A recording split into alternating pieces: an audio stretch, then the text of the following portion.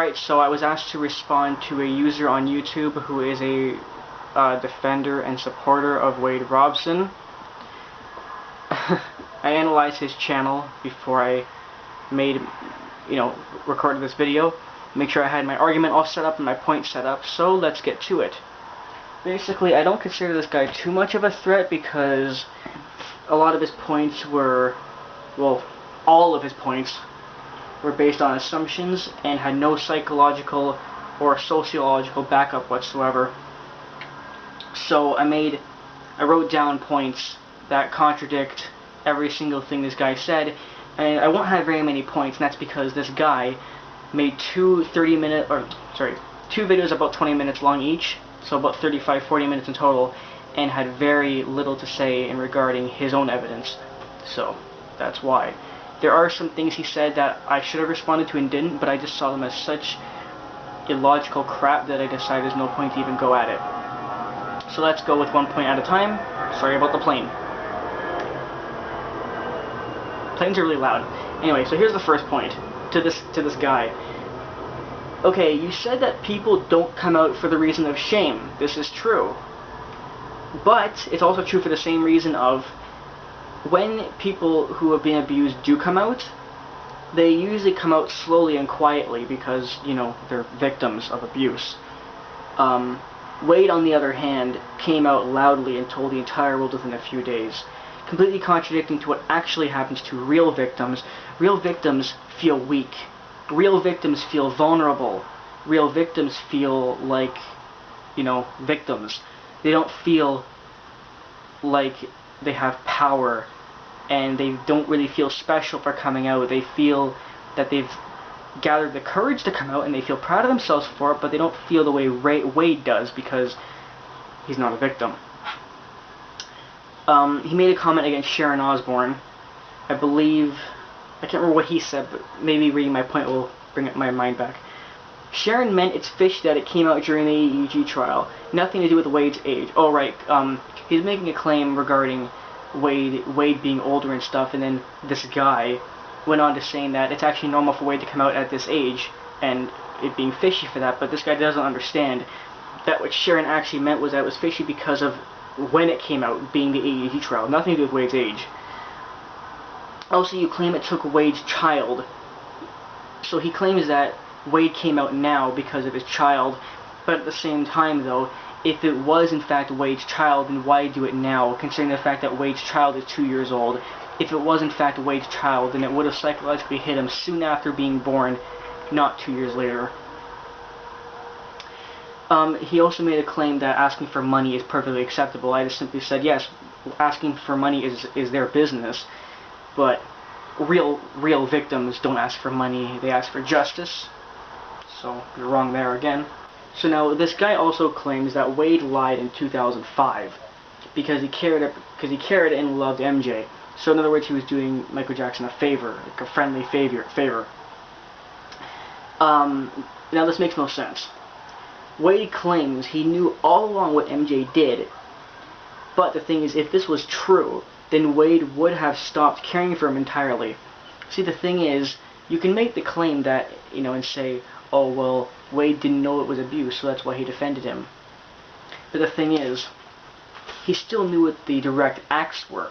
Like, for example, he was conscious and fully knew that his penis was being touched or sucked on or whatever, but he just wasn't aware that it was a bad thing, according to his own words. And I add on to this. Yeah, he would have stopped caring for him on that basis. But again, if you're going to make the argument that he didn't know he was being abused, I said, additionally, if you think he simply didn't know that being touched is wrong, then he wouldn't have denied specific questions on the stand. Because denying specific questions such as, did Michael touch your penis, is too specific. So here's the thing, what I'm basically saying is, on the stand, what would have, and I wrote down a scenario, what would have happened if his penis was touched, or whatever you want to call it? Would have been like, Mr. Robson, did Michael Jackson ever touch your penis area, your penile area, or whatever? And Wade would have said yes, if it was true. And then, you know, they would have been like, he did? And then Wade would have said, yeah, what's wrong with that? So in other words, what he's saying, because what I'm trying to insinuate is that he knew it was happening, he just didn't know it was wrong. So he would have fully said, oh yeah, he did that, but what's wrong with that? The fact that he denied specific questions, did he touch her here, did he touch her there, did he do this, did he do that, proves that nothing happened. Because if he knew things happened, but just didn't know they were bad, he still would have said yes about them. So you're wrong about that. Additionally, next, you rag on Tom Mesereau because he called Wade credible. Now he's in disbelief that Wade changed his story and is shocked by it. But what's your point? Yes, of course he'll be in disbelief that Wade changed his story because he's lying, and he changed his story. So I don't see why you have a problem with Tom being in disbelief when it's perfectly reasonable. Next is, you also claim that Tom Mesereau knows that Wade is credible now and is just trying to push it off and mock it. So this guy believes that Tom knows that Wade is telling the truth, but he's just trying to mock it in that little interview he did with TMZ or some other couple things. I want to mention that Tom is an extremely professional and intelligent lawyer. What he is saying, what he is saying and how he is saying it is not mocking, right? When Tom Mesereau talked to the guys from TMZ, you can tell by the way Tom is talking, he is, as always, very professional, very, very calm, very, very straightforward, factual, and he's not insulting or mocking anything or anybody, not swearing. He's just a professional man and nothing else. And my final point is, you claim he's not demonizing MJ. Yeah, in the video, this guy says that he doesn't want to demonize MJ, he wants to make him human. Which, again, is not true. Because you're trying to make him human by claiming he has mistakes. Well, first of all, nobody said that MJ was perfect. Many people, including myself, said that MJ is a very perfect, a more perfect human being because I do believe he's better than most of us. But that doesn't mean he's 100% free of mistakes. Nobody said that. Putting blanket over the balcony for 2 seconds, that in itself is a mistake, and that's it. But anyway, I said he has done a lot of dumb things, but if you were trying to humanize him, then you would be more logical in your video. In the video you claim he's a possible pedophile, yet nothing you say in the video is in the gray area. You give no possibility that he's innocent of abusing Wade. You are one-siding the entire thing, which you are. In the video, you completely side with Wade, and even though you claim he's a possible pedophile, you don't give any evidence that contradicts your own opinion. You see, you have to weigh both sides.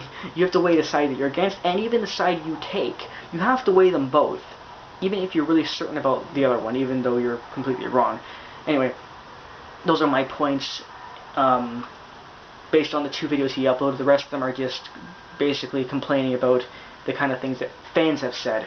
Anyway, he apparently has a new video in the makes, but I honestly don't care to watch it because it's just going to be more feeble-minded, uneducated crap. Anyway, I made the video. Take care, guys.